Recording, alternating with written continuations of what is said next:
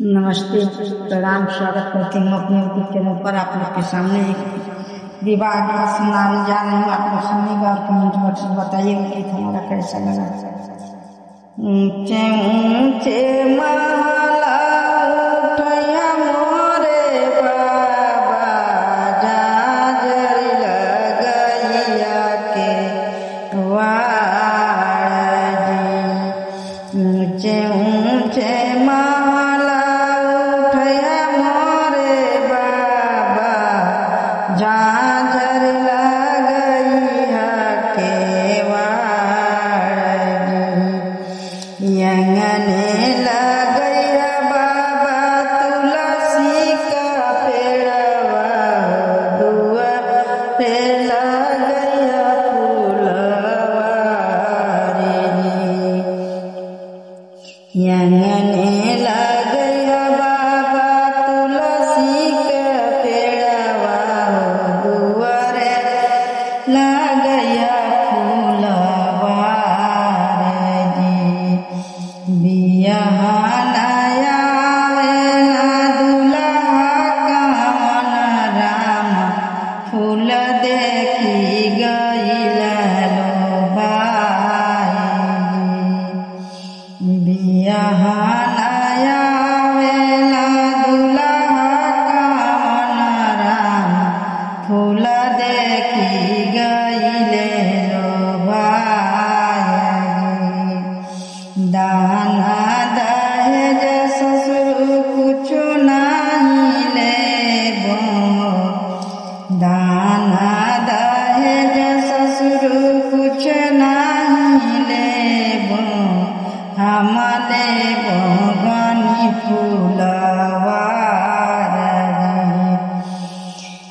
हम लेबो गनी फूलवा रे।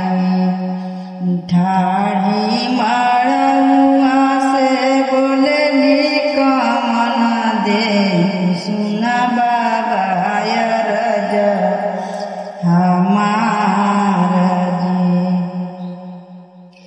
ठाढ़ी मड़ुआ से बोलेली कमन दे, सुना बाबा अरज हमार जी। दाना दहेज बाबा सब कुछ दिया, जानी दिया दुआरे का फूल जी। दाना दहेज बाबा सब कुछ दिया, जानी दिया दुआरे के फूल जी। हमरे जे हमें बाबा छोड़ते वीरनवा, उहे खेलिए दुआरे का फूल जी।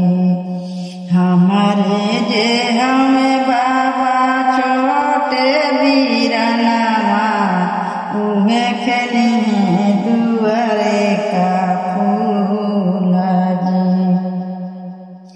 एतनी बचन जब सुनला कवन राम, दुआ उठेला जजमा झहराई। एतनी बचन जब सुनला कवन दुल्हा, उठेला जजमा झहराई।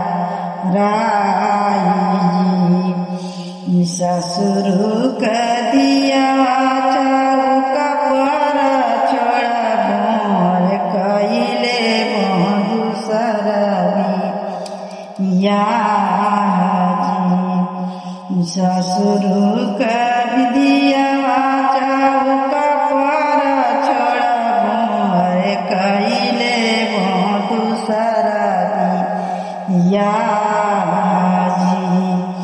ससुर का बहिनी सरबू का बहिनी चौक पर छोड़बो, देखब नाही ससुर का मुँह जी।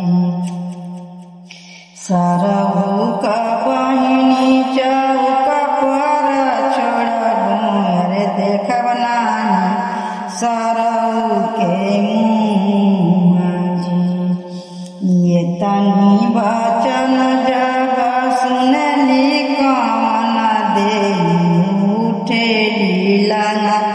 झहराई। तनी बचन जब सुनली कान देयर उठली लांगा झहराई। गेरुआ पहिनी गेरुआ पहिनी हम जोगिन होई जइबो देखब नाही स्वामी तुहर मुँहजी। गेरुआ पहिनी हम जोगिन बनी जइबो देखब नाही स्वामी तुहर मुँहजी। ये तनी बचन जब सुनला कान दुल्हा सुन धानायर जमारजी। ये तनी बचन जब सुनला कान दुल्हा सुन धानायर जमारजी। तुहरे ही संग धाना जोगिन बनी जइबो नाही चाहिए फूल दहेजजी। तुहरे ही संग धाना जोगी बनी जइबो नाही चाहिए फूलवा दहेजजी। हमारा गीत कैसा लगा आप लोग कमेंट बॉक्स में बताइएगा।